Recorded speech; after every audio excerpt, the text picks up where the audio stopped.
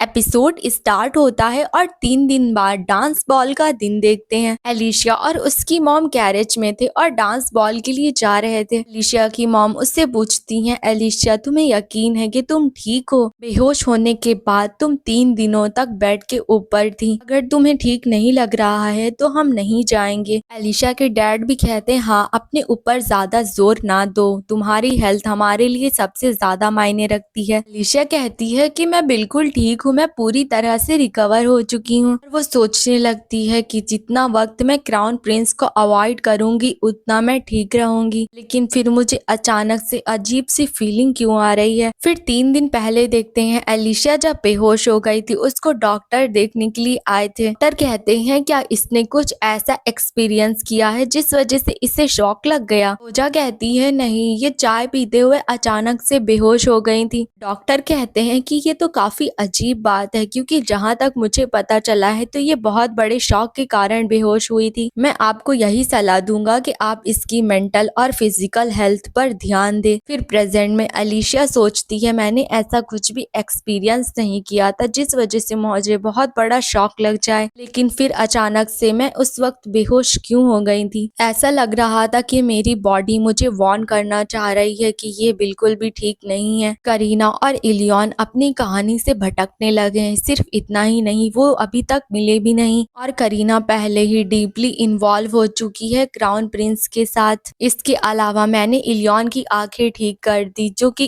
करीना को ठीक करनी चाहिए थी। एलिशिया की डेथ इस कहानी में एक प्लॉट ट्विस्ट की तरह है ताकि करीना इलियॉन को चूज कर सके। लेकिन वो लोग अभी लव ट्रायंगल में नहीं है तो कोई रीजन नहीं बनता मेरे मरने का। मुझे जितना हो सके क्राउन प्रिंस को अवॉइड करना पड़ेगा जिससे कि मैं अपनी डेथ को भी अवॉइड कर सकती हूँ। तभी एलिशा की मॉम उससे पूछती है, तुम्हें देखकर ऐसा लग रहा है कि तुम यहाँ पर नहीं आना चाहती थी, तुम ठीक नहीं लग रही हो, तुम्हारी जो फिट ड्रेस थी वो भी थोड़ी सी लूज लग रही है, इसका मतलब तुम्हें और ज्यादा आराम करना चाहिए था। एलिशा कहती है कि ये वो मौका है जो कि मुझे एम्प्रेस ने दिया है तो मैं इसे स्किप नहीं कर सकती हूँ। मॉम आप बिल्कुल भी फिक्र मत करिए, क्योंकि परेशान होने वाली कोई बात ही नहीं है। और वो सोचने लगती है, अगर मेरे कमजोर होने से करीना सामने आती है तो मेरे लिए इतना काफी है, क्योंकि जाहिर सी बात है मैं इस बॉल की मेन कैरेक्टर नहीं हूँ। फिर नेक्स्ट सीन में बैंक्वेट बॉल देखते हैं जो स्टार्ट हो गया था। एलिशिया अंदर आती है और कहती है, वाओ ये तो कितना शानदार है। और वो सोचती है कि मेड के तौर पर इतना वक्त काम करने के बाद आखिरकार ये दिन आ ही गया। ऐसा लग रहा है किसी और दुनिया से मैं किसी और दुनिया में आ चुकी हूँ। फिर बताया जाता है हिज मैजेस्टी और एम्परर और एम्प्रेस आ चुके हैं। प्रेस कहती है कि आप लोगों का बहुत बहुत शुक्रिया कि आप लोग यहाँ पर आए। लड़कियां बातें करने लगती हैं, देखो तो वो क्राउन प्रिंस है, वो कितना ज्यादा हैंडसम है। एम्प्रेस कहती हैं, हम लोग यहाँ पर इसलिए इकट्ठा हुए हैं ताकि एक स्पेशल मौके को मना सके। हम यहाँ पर 2 लेडीज के नई शुरुआत के सम्मान के लिए आए हैं। साबिल एलिशा की तरफ देखकर स्माइल करता है जिस वजह से एलिशा को गूज़बम्स आ जाते हैं। वो सोचने लगती है, मेरे साथ क्या हो रहा है, मुझे बहुत डर लग रहा है कि मेरी बॉडी भी कांप रही है। शांत हो जाओ एलिशा, अभी सब कुछ शुरू नहीं हुआ है। प्रेस कहती हैं, तो मैं अपनी स्पीच को यहीं पर खत्म करती हूँ और उन्हें इंट्रोड्यूस कराती हूँ जो कि आज की स्टार हैं और पहली बार मैं आज आप लोगों से उनको मिलाने वाली हूँ। हाउस यूतर की लेडी एलिशा और हाउस हैरिंगटन की लेडी करीना, वो लोग नई शुरुआत करने वाली हैं तो मुझे यकीन है आप लोग उनका दिल से स्वागत करेंगे। तो चलिए अब पहले डांस की बारी आ चुकी है। करीना को देखते हैं जो कि साबिल को घूर घूर कर देख रही थी, लेकिन साबिल की नजरें तो किसी और ही पर टिकी हुई थी। एम्प्रेस सोचने लगती है, साबिल ये कितना बड़ा मौका है, आखिर तुम कर क्या रहे हो? तभी किसी की आवाज आती है जो कहता है कि मेरे लिए फख्र की बात होगी अगर लेडी एलिशा के साथ मैं पहला डांस कर सकूं तो। वहां पर इलियॉन की एंट्री होती है और लड़कियां उसको देखकर कहती है, जरा इसे देखो तो ये कितना हैंडसम है। प्रेस उससे कहती है, ग्रैंड ड्यूक आखिर तुम यहाँ पर क्या कर रहे हो? लियोन कहता है, मैं क्या कर रहा हूँ, क्या मुझे कहीं और होना चाहिए था? एम्प्रेस कहती है, नहीं मेरा ये मतलब नहीं था। लियोन कहता है, मुझे भी इनविटेशन आया था तो मैंने फैसला करा कि मैं भी आऊंगा, मुझे ये एहसास नहीं था कि मुझे इतना शानदार दृश्य देखने को मिलेगा। एम्प्रेस इलियॉन से कहती है, इसका पहला डांस साबिल के साथ होने वाला है। लेकिन इलियन उनकी बात नहीं सुनता और एलिशिया से कहता है चलो चलते हैं। एलिशिया सोचती है कि रुको, क्या तुम्हें पहले इजाजत नहीं लेनी चाहिए? अरे नहीं, मुझे पता भी नहीं चला और मैं इसके साथ यहाँ पर आ गई। इलियन उसकी तरफ अपना हाथ आगे बढ़ाता है। एलिशिया सोचती है मैं अपना पहला डांस इलियन के साथ करने वाली हूँ। इलियन कहता है क्या हम शुरू करें? एलिशिया घबराते हुए कहती है दरअसल मैं पहली बार डांस कर रही हूँ, तो हो सकता है कि मैं आपके पैरों पर पैर रख दूं। इलियन थोड़ा हैरान होता और फिर उसकी बात पर उसे हंसी आ रही थी, पर वो अपनी हंसी को रोकता है और उससे कहता है कि मेरे लिए तो फिर ये बहुत फक्र की बात होगी। फिर दोनों लोग डांस स्टार्ट कर देते हैं और एलिशिया सोचती है क्या इलियन के हाथ हमेशा से इतने ही बड़े थे? ऐसा लगता है ये डांस करने में बहुत ज्यादा माहिर है, क्योंकि जब भी मैं इसके पैर के ऊपर गलती से पैर रखने वाली होती हूँ तो ये मुझे संभाल लेता है। गलती से मुझको ही ये गलत फहमी हो गई कि मैं अच्छी डांसर हूँ। तभी गाना खत्म हो जाता है और एलिशिया सोचने लगती है शर्म की बात है, लेकिन बॉल पार्टी में आप एक डांस पार्टनर के साथ बार बार डांस नहीं कर सकते। लेकिन फिर भी मैं बहुत खुश हूँ कि मैं इलियन के साथ डांस कर पाई। तभी इलियन फिर से उसका हाथ पकड़ लेता है और कहता है तुम अभी भी डगमगा रही हो। एलिशिया कहती योर हाइनेस, लेकिन ये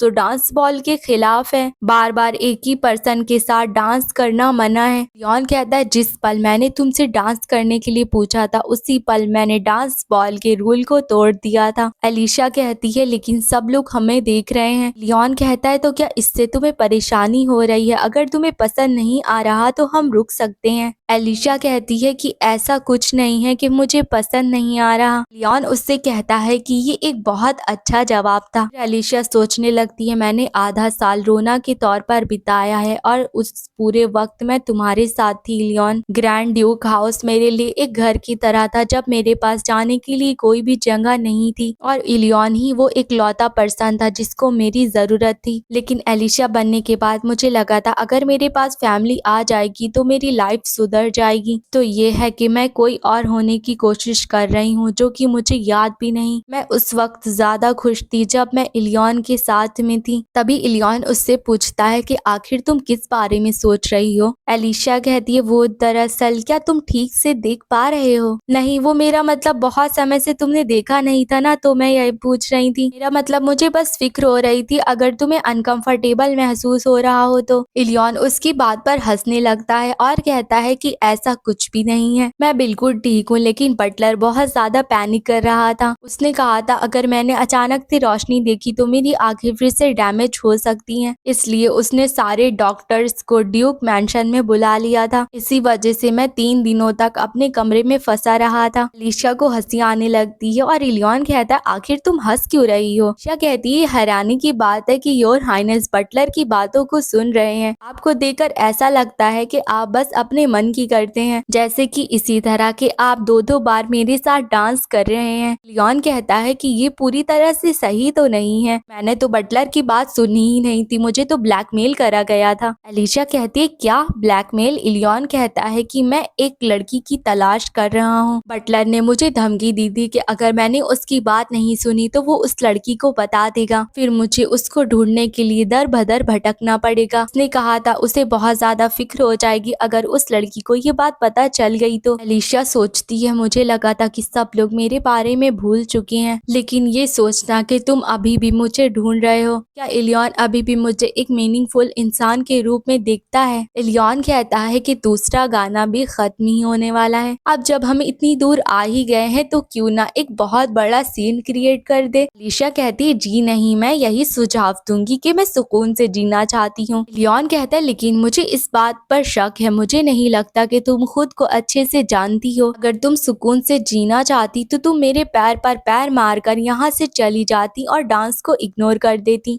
उसकी तरफ हाथ आगे बढ़ाता है और एलिशा सोचती है मुझे ऐसा लग रहा है अगर मैंने एक बार इस हाथ को पकड़ लिया तो मैं दोबारा लौट कर नहीं जा पाऊंगी। लेकिन फिर भी वो उसके हाथ को पकड़ने जा रही थी, तभी साबिल वहाँ पर दौड़ता हुआ आता है और एलिशा को आवाज लगाता है। एलिशा उसको जैसे ही देखती है इलियन का हाथ पकड़कर वहाँ से भागने लगती है। फिर दोनों लोग बाहर आ जाते हैं और इलियन सोचता है मुझे नहीं पता था कि तुम इतनी ज्यादा बोल्ड हो, मुझे लगा था कि तुमने अपना ज्यादातर वक्त एक प्रीस्ट के तौर पर बिताया है। एलिशा कहती है आखिर तुम्हें इस बारे में कैसे पता? इलियन कहता है कि ये तो इम्पॉसिबल है कि कैपिटल में किसी को प्रीस्ट एलिशा के बारे में ना पता हो। एलिशा कहती है वो प्रीस्ट एलिशा वाला नाम अब जा चुका है। बाय द वे, क्या आपने उस लड़की को ढूंढ लिया जिसकी आप तलाश कर रहे हैं? इलियन कहता है कि हाँ, आधा पता चल गया है। एलिशा सोचती है क्या आधा पता चल गया? क्या इसने रोना के बारे में आधा पता लगा लिया, या फिर ये रोना को नहीं बल्कि किसी और को ढूंढ रहा है? वो इलियन से कहती है आखिर वो कौन लड़की है जिसको योर हाइनेस इतनी शिद्दत के साथ ढूंढ रहे हैं? इलियन कहता है कि वो लड़की जिससे मैं जल्दी ही शादी करने वाला हूँ। ये सुनने के बाद एक पल के लिए एलिशा का दिमाग ब्लैंक हो जाता है और वो कहती है अच्छा ऐसा क्या? तब तो कॉन्ग्रेचुलेशंस। वैसे मैं अचानक से भाग आई थी तो मैंने सबको बहुत ज्यादा सरप्राइज कर दिया होगा, तो शायद मुझे अब वापस जाना चाहिए। इलियन उसको रोकता है लेकिन एलिशा पहली फुर्सत में वहाँ से भाग जाती है और वो रूम में आने के बाद सोचती है आखिर मैंने ये क्या सुना? वो मुझसे शादी करने वाला है, लेकिन इलियन और मैं एक सर्वेंट और मास्टर के अलावा कुछ भी नहीं थे। वो बैल्कनी में आकर सोचती है कहीं वो मेरे अलावा करीना को तो नहीं ढूंढ रहा। उसने मुझे साफ साफ भी तो नहीं बताया है कि आखिर वो किसे ढूंढ रहा है। ऐसे वो करीना से मिल चुका होगा और उसे करीना से प्यार हो गया होगा, लेकिन फिर उसने मुझसे डांस के लिए क्यों पूछा? लेकिन करीना तो क्राउन प्रिंस से प्यार करती थी। अगर कुछ ऐसा होता तो इलियन मुझसे डांस करने के लिए नहीं पूछता, और डांस खत्म होने के बाद भी वो मेरे साथ डांस करता रहा। आखिर चल क्या रहा है? तभी एलिशा को कोई आवाज लगाता है। वो कोई और नहीं बल्कि करीना थी, जो उससे आकर कहती है क्या हम कुछ देर बात कर सकते हैं? मिस रोना, क्या तुम्हारे पास मुझसे कहने के लिए कुछ नहीं है?